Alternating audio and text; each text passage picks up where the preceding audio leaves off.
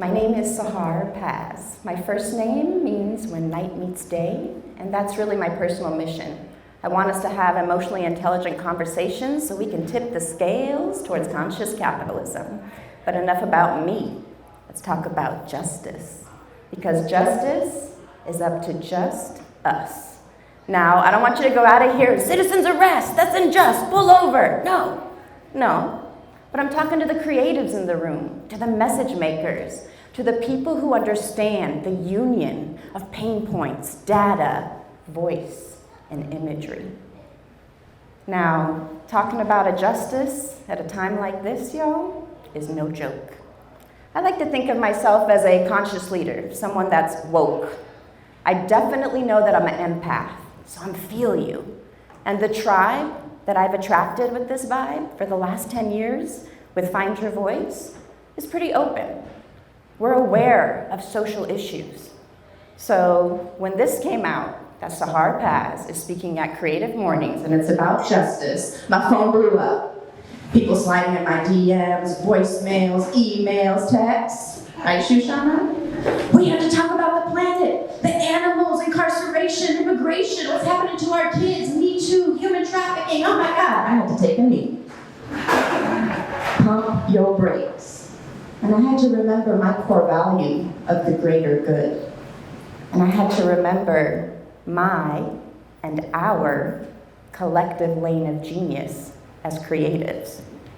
We are pretty self-aware because we have to be by the nature of our job. Our job is to say, who is that person? What's their life like? What are the challenges that they have, the injustices that they face?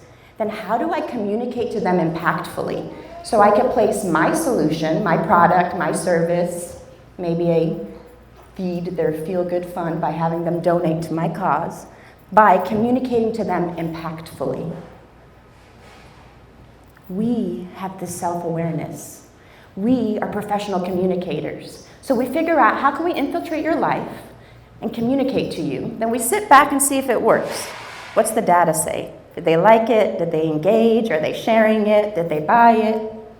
And then we go back and we tweak.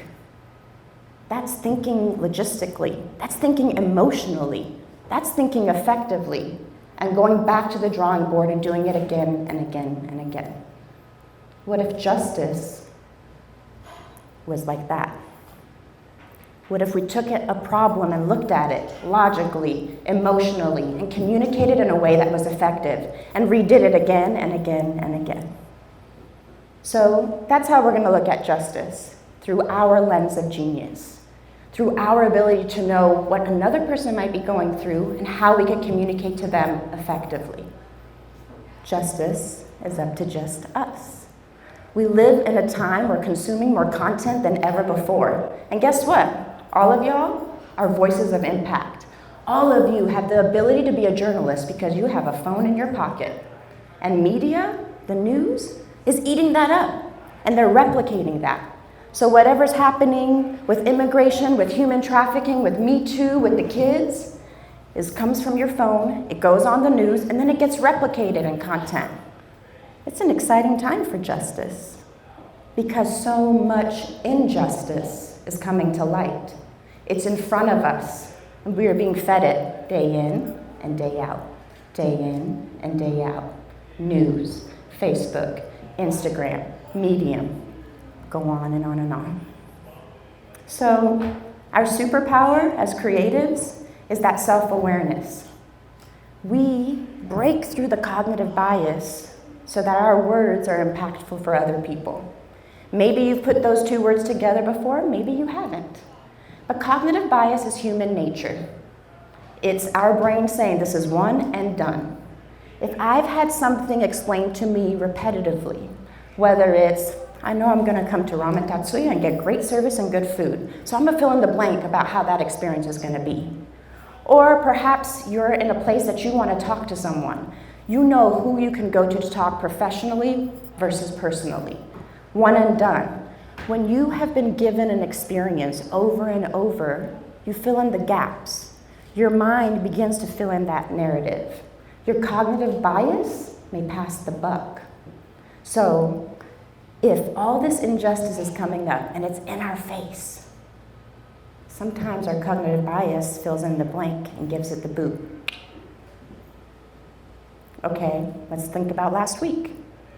2 mass shootings, volume up to here. How did you feel? Did you scroll by it? Did you dive in deeper? Did it shift for you in any way? Because the news media channels, they have an equation of how they're going to portray the injustice to you. And our cognitive bias says this is what you remember and this is how you remember it. The hope of justice on a grassroots movement is in this room. Because you're creatives, because you're self-aware, because you need to think about another person and how to infiltrate their life for impact. Restorative justice is a real thing, and it has one fundamental, that every single person that was affected by the injustice is part of the resolution. You are part of the injustice. By the simple fact that you live in the most diverse city in America, Houston, there is someone in your circle that's facing a bias and injustice.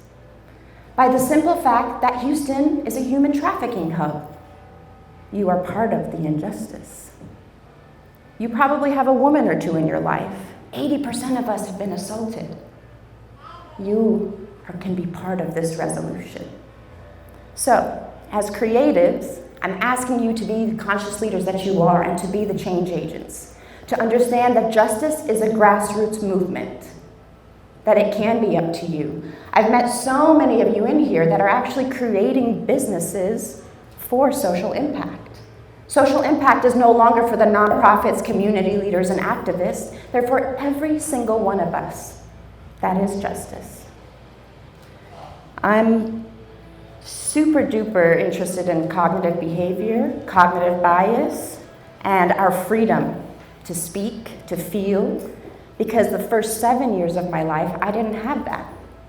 I'm a product of a revolution. I am a refugee of war. And the first 7 years of my life, I may not have understood the big words or the cause for the riots and the bombings, but I understood the inflection of a voice that brought out fear. I understood the images on the television and the newspaper that brought out certain feelings in the minds and mouths of the people in my life. The injustice served to the road of justice. I went through a just immigration policy and I ended up in Denver, Colorado in 1986. And it was the justice of my friend next to me in the classroom that said, hey, don't worry that they're calling you terrorist, I got your back. I grew up in a time where I said, Sahar, you're a girl, you're freaking stupid. There was justice when my counselor took me under her wing and said, I'm going to introduce you to a man that will help you figure out how to get money for college. You're smart enough. There was injustice where I was told, never hire a Persian, there's sizzle and no meat. But there was another person in the organization that came to me and said, that's not right. He may not have spoken to the leader, but he spoke to me. Each of you can be a grassroots movement for justice. Each of you can be a voice of impact. But what does that look like? Maybe you're an introvert, and like most of us creatives are. So a voice like mine and going and speaking directly to the problem is not your thing. That's all gravy, baby. Perhaps you're a copywriter. Can you write a script, a letter, something that other people can adopt as their voice so that they can speak justice? Can you donate your talent to an organization or an activist that is doing justice in an area that you care about? Justice begins with just us. There's a lot going on. There's a lot coming to light, and none of it is easy. If you've ever worked in marketing for nonprofits, you know that there's like a donor fatigue, and there's this situation where if the problem seems too big, I'm going to turn my face. So don't let cognitive bias pass the buck.